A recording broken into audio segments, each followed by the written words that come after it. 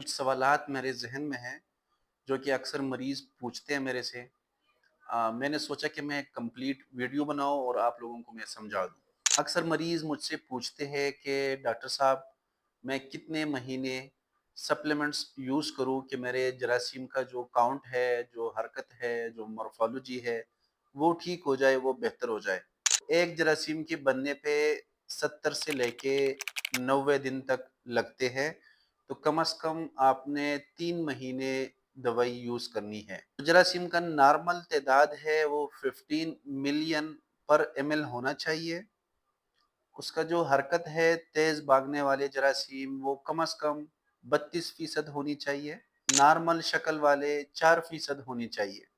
کچھ لوگوں میں ویریکوسیل ہوتا ہے۔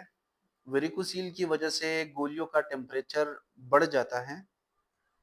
نارمل ٹیمپریچر 35 ڈگری سی ہوتا ہے، اور جب وہ بڑھ جائے اس سے جراثیم پہ اثر آتا ہے، جراثیم کمزور کر دیتی ہے، کیونکہ قدرت نے ایک سسٹم بنایا ہے جسے counter current heat exchange mechanism کہتے ہیں۔ جو دل کی طرف سے خون آتا ہے گولی کی طرف، وہ اپنا ٹیمپریچر جانے والے وینز کو دے دیتے ہیں، لیکن یہ پروسیس تب ہوتا ہے جب وینز کا ڈائیمیٹر 2 ملی میٹر سے کم ہو، مطلب کہ نارمل وینز ہو، نارمل کیلیبر والے، تو اس میں ہیٹ ایکسچینج ہوتا ہے۔ اسے ہم کہتے ہیں counter current heat exchange mechanism. لیکن جب یہ وینز پھول جاتے ہیں، موٹے موٹے ہو جاتے ہیں، اس میں counter current heat exchange mechanism disturb ہو جاتا ہے، جس کی وجہ سے گولیوں کا ٹیمپریچر بڑھ جاتا ہے اور جراثیم پہ اثر آتا ہے۔ دوائی آپ نے 3 مہینے سے لے کے 6 مہینے تک سپلیمنٹس یوز کرنی ہے، اگر آپ کو ویریکوسیل نہیں ہے تو۔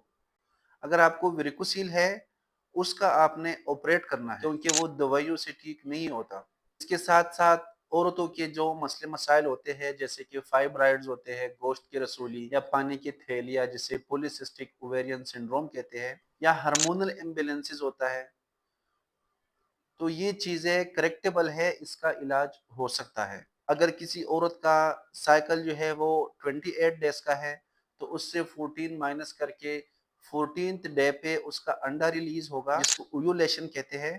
تو 1-2 دن پہلے اور 1-2 دن بعد میں ہم بستری زیادہ کریں اویولیشن ونڈو میں، اس میں حمل کے چانسز زیادہ ہوتے ہیں۔ اکثر مریض پوچھتے ہیں کہ مجھے ڈائٹ کے حوالے سے انسٹرکشنز دے دیں، تو ڈائٹ میں آپ لوگوں نے اخروٹ زیادہ کھانے ہیں، زیتون کا تیل کا استعمال کریں، روزانہ اپنی گولیوں کو کم از کم